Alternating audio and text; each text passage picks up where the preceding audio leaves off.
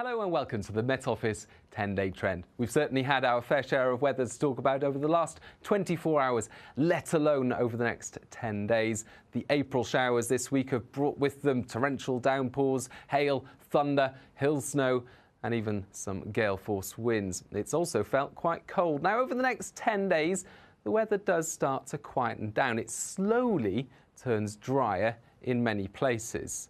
But it's not going to warm up everywhere because we're going to start to find ourselves with easterly winds come next week. And those easterly winds will feel pretty chilly in the east coming in from the North Sea. But because they are easterly winds, it's the west where we'll have the brightest and the driest weather heading into next week. Certainly not particularly settled in the west on Thursday.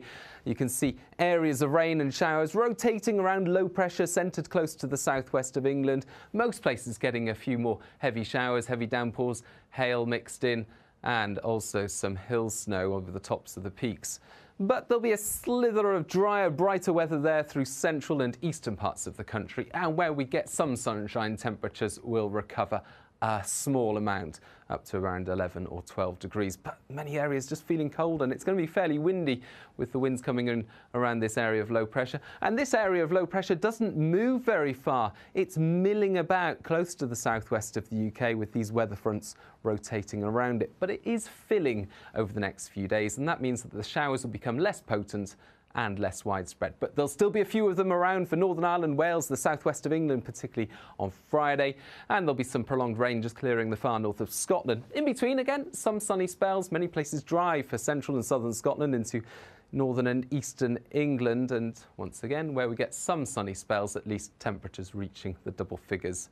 It won't feel too unpleasant, but there'll still be blustery outbreaks of rain in the southwest, making it feel on the cold side.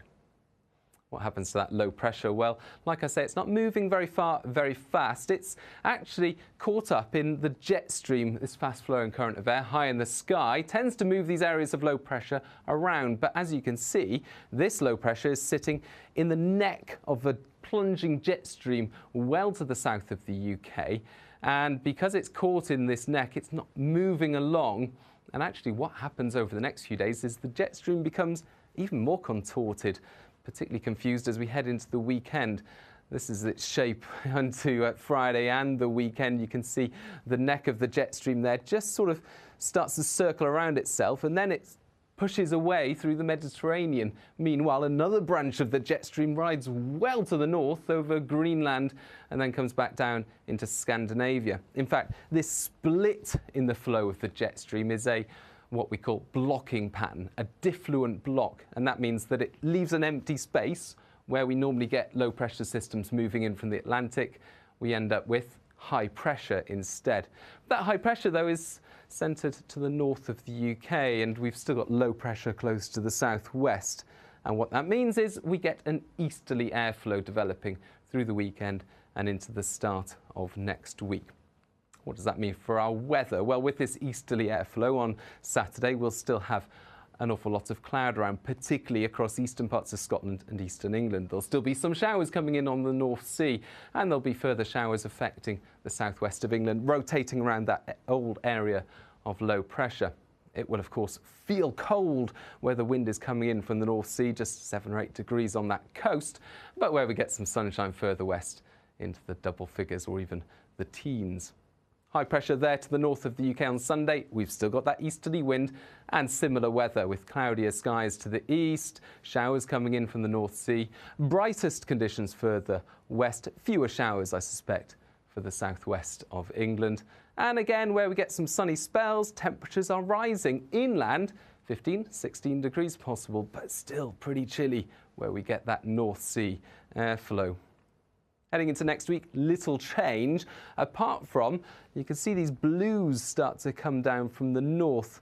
That means colder weather starts to move in for all parts. Now, this is no beast from the east. We're into April, so it's not a particularly severe, snowy sort of easterly. It just will make it feel quite cold. Next week, if you're on that North Sea coast, eastern Scotland, eastern England, I think it will often be grey. Temperatures will be suppressed, 6, 7, 8 degrees on the coast, and there'll be some showers, and because of the cold air moving in, those showers could well be sleet or snow over the hills. For the south, we're still quite close to an area of low pressure, and that means that there'll sometimes be outbreaks of rain moving up from the south. Some uncertainty over this, but it could well see a few more showers affecting southern and southwestern parts of England at times. The temperatures here not as cold as the North Sea coast. The best weather, though, will be Western Scotland, Northern Ireland, parts of northwest England and Wales. Here, sunny spells, and in that spring sunshine, temperatures of 15, 16 degrees possible. So big variation across the country through next week, but it doesn't change particularly through the week. And that means that these sort of conditions that you start the week with, you're likely to see throughout much of the next 10 days. More details as ever through the Met Office app and via our social media channels. Bye-bye.